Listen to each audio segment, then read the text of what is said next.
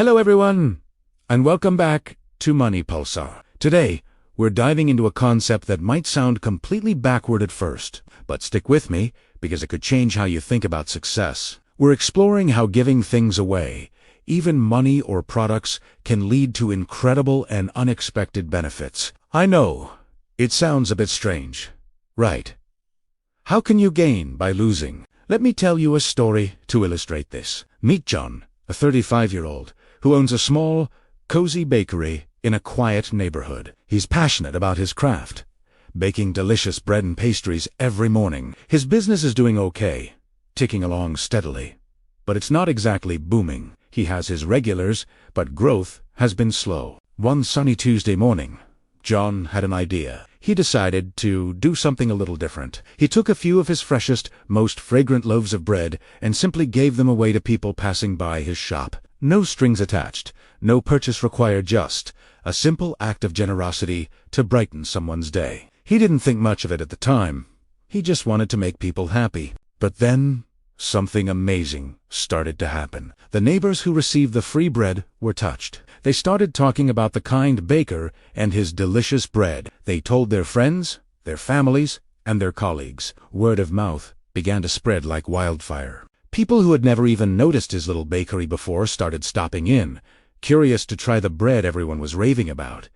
Soon, John's customer base began to grow. The people who got the free loaf came back to buy more, and they brought friends with them. New customers became regulars. His small act of giving created a ripple effect of goodwill and free marketing that no paid advertisement could ever match. His bakery transformed from a quiet local spot into a bustling community hub. John didn't just gain more customers, he built a loyal community around his business. Think about that for a moment. By giving away a small portion of his product, John opened doors he never even knew existed.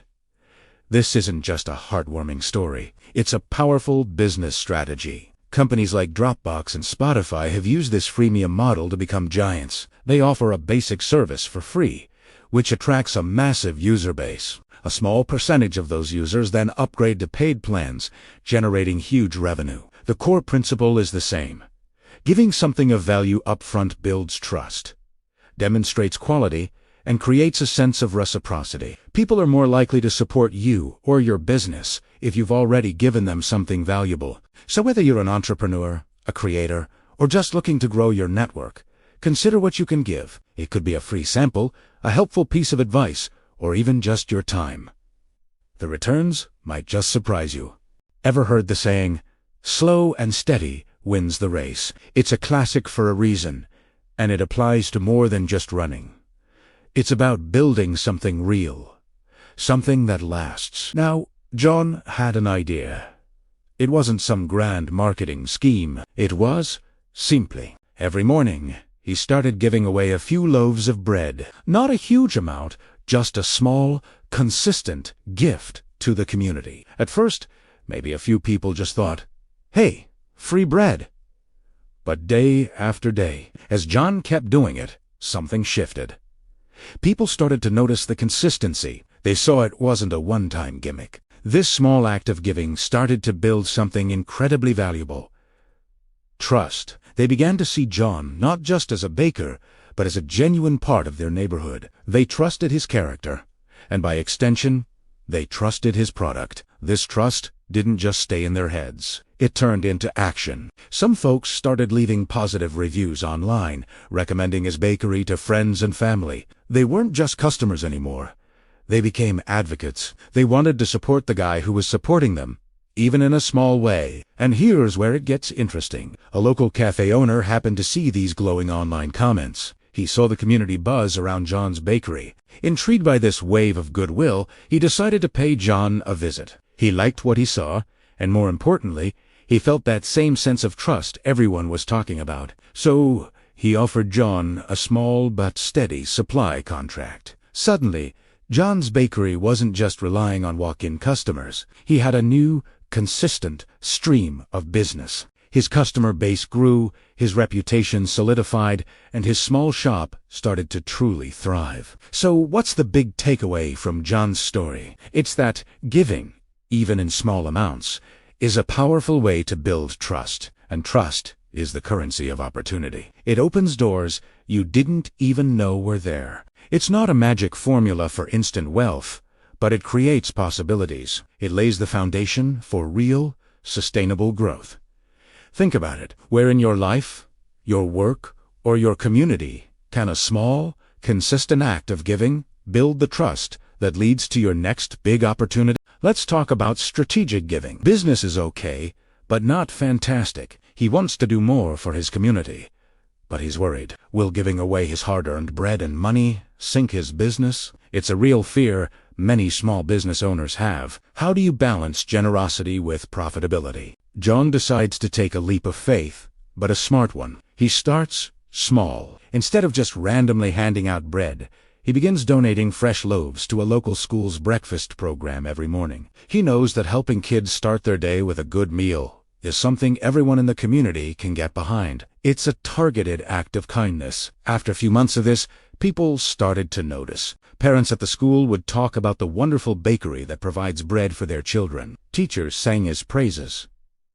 John didn't stop there. He started sponsoring small community events, like the local Little League team or the annual neighborhood fair. He wasn't spending a fortune, just enough to get his bakery's name out there in a positive way. Something amazing began to happen. People remembered him. They didn't just see him as a business owner. They saw him as John, the baker who cares about their town. His bakery became more than just a place to buy bread. It became a trusted, beloved part of the community fabric. When people needed a cake for a birthday or pastries for a meeting, they thought of John's bakery first. The goodwill he built started to pay off in unexpected ways. Some longtime residents, impressed by his community spirit, began suggesting he should expand his business. They told him the town needed a bigger cafe space, a place where people could gather. A few even offered to help him financially, either through small loans or by connecting him with local investors who shared his community-first vision.